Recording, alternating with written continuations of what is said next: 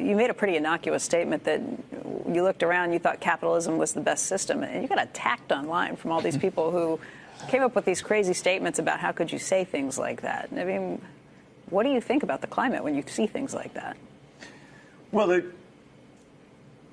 some people think when you defend capitalism, you're defending the tax rates we have today and saying that higher absolute tax rates or more progressive tax rates, that you're disagreeing with them. And I don't think Warren and I are disagreeing that you could make the taxes more progressive. In fact, we've been very explicit in some areas, like the estate tax, and saying we think that would be a good thing. Socialism... You got your wish, it came back. Socialism used to mean that the state controlled the means of production. And a lot of people who are promoting socialism actually aren't using that classic definition. So what we're going to have is capitalism with some level of taxation. Most people really aren't arguing against capitalism. There may be a few, but most people are just saying that the taxes should change. Although you do have someone who I think is polling the second highest in the Democratic Party right now, who was a socialist until very recently, Bernie Sanders.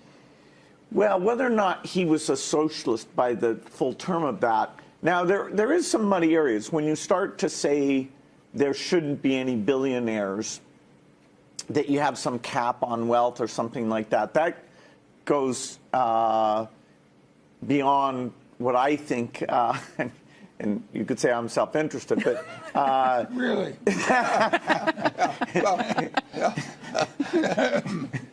We will exempt the present ones.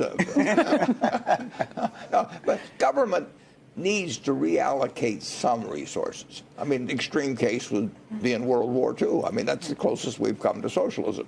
You had an Office of Price Administration. You had a War Production Board. And you had, I mean, but during peacetime, you're always prepared for war, and you do that through government.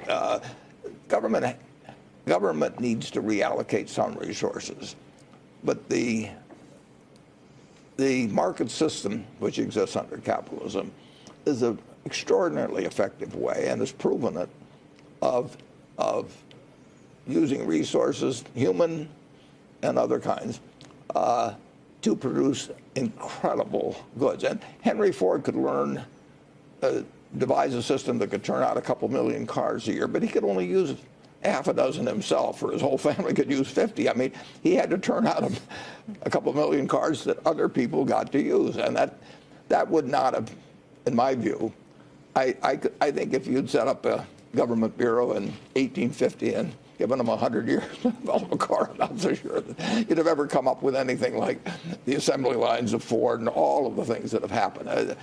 Human ingenuity is incredible, and you want something that maximizes its use and then curbs a few of the ideas that some of those people may have to sort of have it fall for themselves.